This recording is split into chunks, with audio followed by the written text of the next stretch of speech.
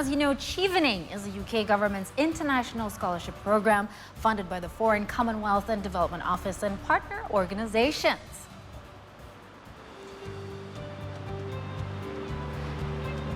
Chevening scholarships enable outstanding emerging leaders from all over the world to pursue a one-year master's degree in the United Kingdom. The program is perfect for those with passion, ideas, solutions, and leadership skills that are important in building a better future.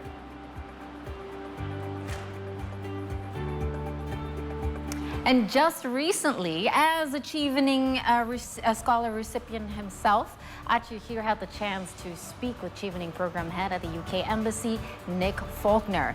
Here's how it went. Stay tuned. And to understand more about the Chevening program, we will have deep talk with Nick Faulkner, head of Chevening from UK Embassy. So good afternoon, Pak Nick. Baik, ya. Apa kabar? How are you? Baik. Thank you for your time for coming here to see today's studio. It's a pleasure to be here. Thank you for having me. So talking about the Chevening program, so as we know, the Chevening program is an educational and is an educational aid from the UK for students worldwide. So could you please elaborate more about this program, especially for Indonesia? Yeah, I'd be happy to. So the Chevening program, it's the UK government's flagship scholarship program. Now what it does is offer a fully funded one-year master's degree course in any subject at any university in the UK. So the aim of the Chevening program is to identify future leaders, opinion formers, influence. So that's people that are going to work to create positive change in their area of expertise. And what we at the Embassy do is try to grow that program. For example, we already get a lot of high quality applications from areas such as Java, West Java, but we're trying to grow beyond that and tap into the talent across the whole of Indonesia. So we want to reach out to more people in the rest of Java, in Sumatra, Kalimantan, Sulawesi, Maluku, Papua, Bali, Nusa Tenggara. And we think that this aligns with President Jokowi's mission and vision to invest in human capital and to develop parts of eastern Indonesia, for example. So could you please elaborate more about your explanation before? You've said that UK Embassy wants to enlarge the possibility of the candidates not just in Jakarta region or in West Java. Why UK Embassy wants to reach more? Diversity and inclusivity is at the heart of what we do. We're very pleased, for example, that 71% of our successful candidates this year are female. Oh. You know, the guys, they've got some catching up to do. But, you know, we're looking for people with all kinds of skills, from all kinds of background, from across the whole of Indonesia. Right. Interesting to know that 71% now. It's a huge number. Female future leader. Yeah. Talking about statistics, maybe you can spill to the audience to know about the people or the youngsters in Indonesia wants to apply to the Chevening program. So maybe you have like a big picture about it. Like how many thousand every year actually the candidate apply, especially from Indonesia? I mean, it's a fierce competition. We would get more than 3,000 people every year. You know, the numbers change slightly. So what we're looking for in our Chevening candidates is sort of passionate, creative leaders. So we want people that are passionate about their chosen field, that have got the vision to bring their ideas to life, and that they've got the ability to positively influence other people around them. I think what we also look for in our candidates is try to identify those that would be willing to step outside of their comfort zone. You know, we're very proud of what the UK has to offer. And we would like people to go there and to immerse themselves in UK culture and to experience the best of what it has to offer. Right. It's like some keyword just has been revealed from you, Nick. You've said that UK Embassy, British government is looking for the creative and passionate leaders Absolutely, yeah. Right. So in terms of digital era, maybe could you please elaborate for this a little bit more, like what kind of character from passionate and creative leaders? From the digital era? Yeah, in this era, you know. Well, it all ties together to what the UK and Indonesia is doing bilaterally. We're not looking for specific types of people that fit into specific areas. It's more general than that. You know, in the digital field, the UK and Indonesia has got a very close relationship at the moment. I've just left the embassy earlier this morning, and our digital team are hosting a tech hub event there. They run 10 tech hubs in Indonesia that are run through the Digital Access Program. But there's a whole range of bilateral issues that the UK and Indonesia engage on. And we're looking for, you know, applicants that are engaged in all of those fields. It's not a specific area, so it's not just digital, it's not just politics or business. You know, people might be environmentalists, they might work on human rights issues, could be artists, designers. You know, everybody's welcome to apply. Right. So it depends to the candidate Yeah. itself, right? Yeah. When they can show their uniqueness, for example, yeah. That's so right. let's say they have more chance for getting the scholarship. I think that's right, yeah. Right. So talking about the scholarship, in terms of the aid, so actually what are the program benefits? To me, the obvious benefits are that, you know, candidates are going to study in some of the best universities in the world, and they're learning from academics that are leaders in their fields. And there's also an opportunity to go and to network with students from all over the world. Now, you can create lifelong friendships. Yeah. You can create a fantastic network for your whole future career. But that aside, you know, it's also free. All tuition fees are covered. There's a monthly allowance to go towards accommodation and living expenses. Visa fees are covered. There's access to health insurance through joining the NHS, and, you know, other allowances as well. But overall, a great package. Yes, and also the successful candidate can feel the social life in the UK as well, because they have a very rich experience when they arrive there and join the study as well. I mean, we really encourage that in our applicants. You know, clearly, going to the UK, studying and passing that master's degree, that's the #1 priority. Yeah. But there's more to it than that. We really want people to experience the best of what the UK's got to offer. You know, Indonesia and the UK, we share a love of music, sport, arts, literature. So, you know, if someone wants to go and watch some Premier League football, go for it. If you want to try cricket, go and try some cricket. Go and visit one of the many fantastic museums and the beautiful places that there are to go and see in the UK. Absolutely, we encourage that. Absolutely agree with that. So, talking about the requirements, so what are the requirements for getting this scholarship, particularly for this year? So the requirements include that everybody needs an undergraduate degree. There has to be a certain level of academic attainment before the master's degree. In addition to that, we need applicants to have 2 years of work experience, but it doesn't need to be fully paid. That can also be part-time work, it can be unpaid voluntary work, but it needs to equate to about 2,800 hours.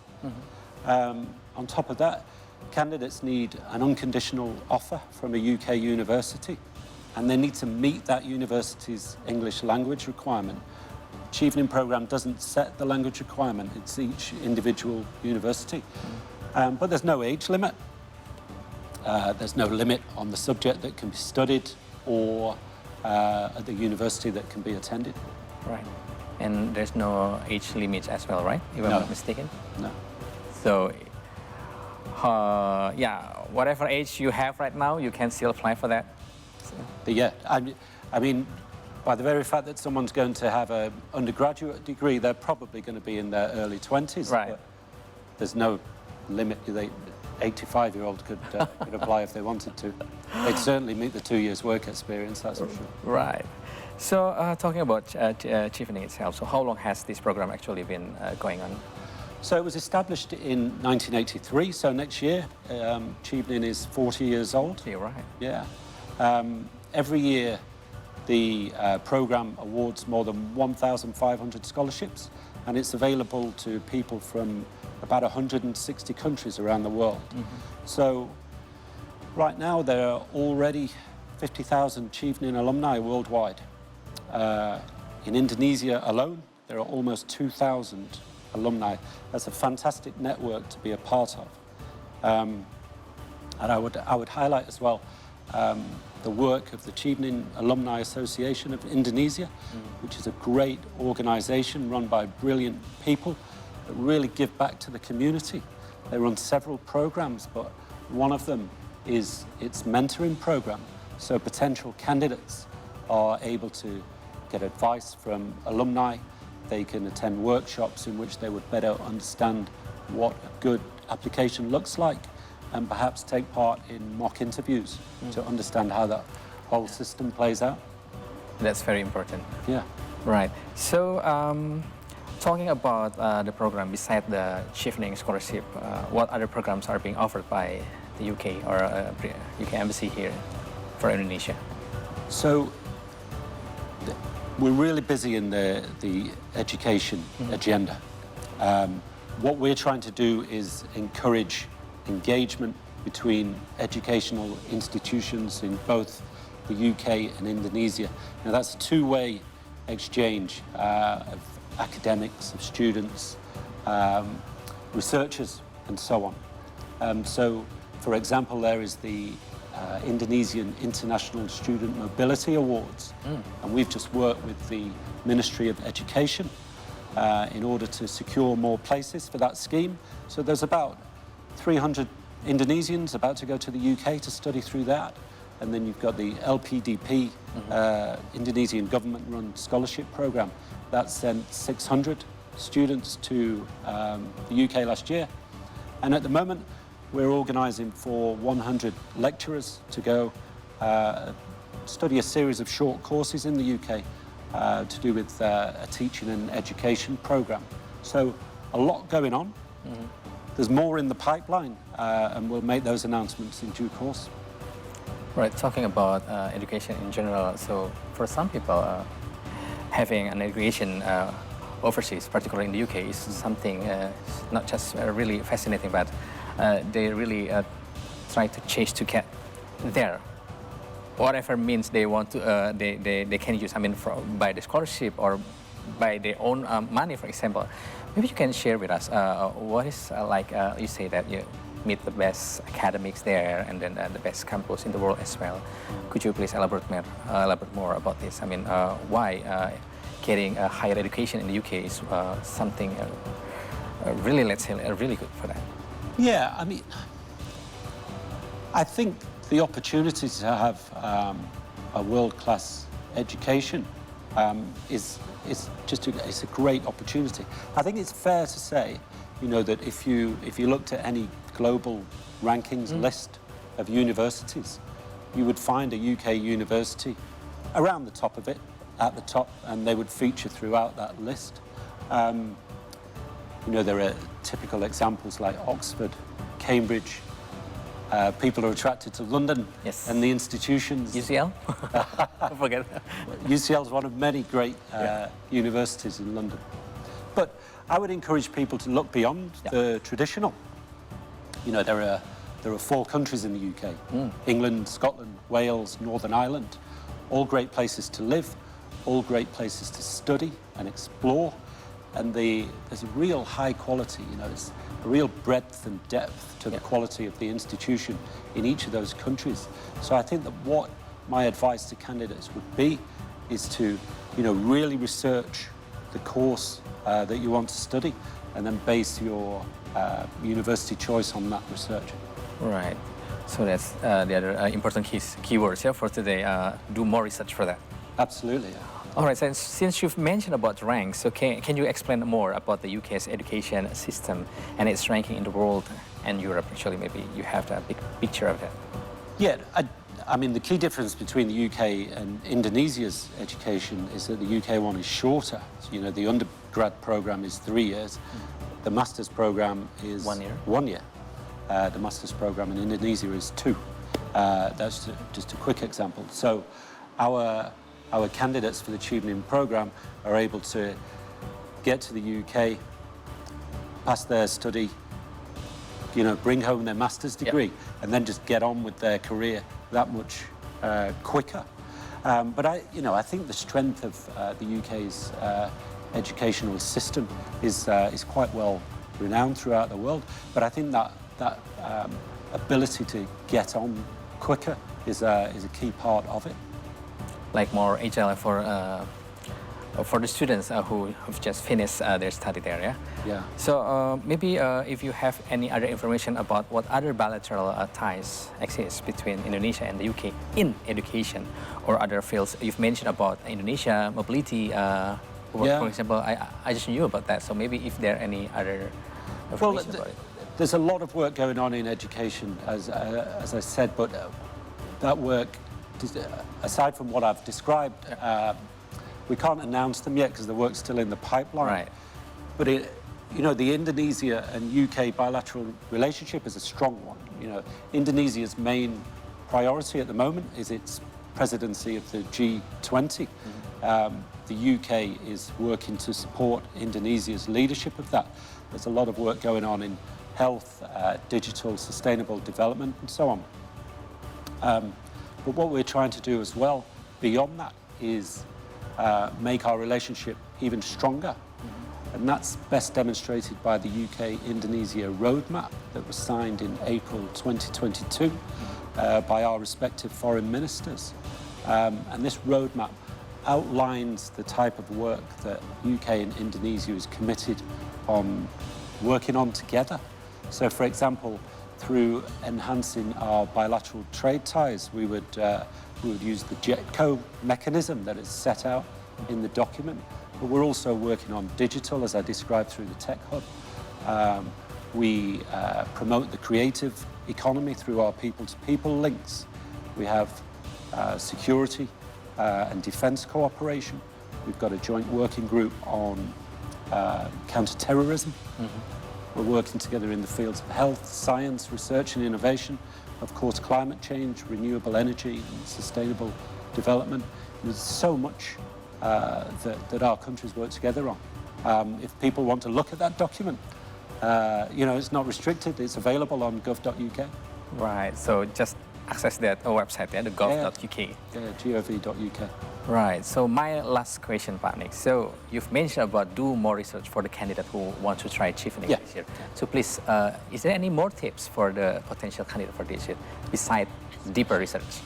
Well, I would follow all of the UK and Indonesia social media to begin with. I would follow the Chevening Alumni Association of Indonesia's social media channels as well. I would follow chevening.org. But in addition to that, I mean, the tips that I would suggest would be to use the Chevening Alumni Association's mentoring program. Look out for the workshops that the embassy offers. And we're also trying to get into this year podcasts.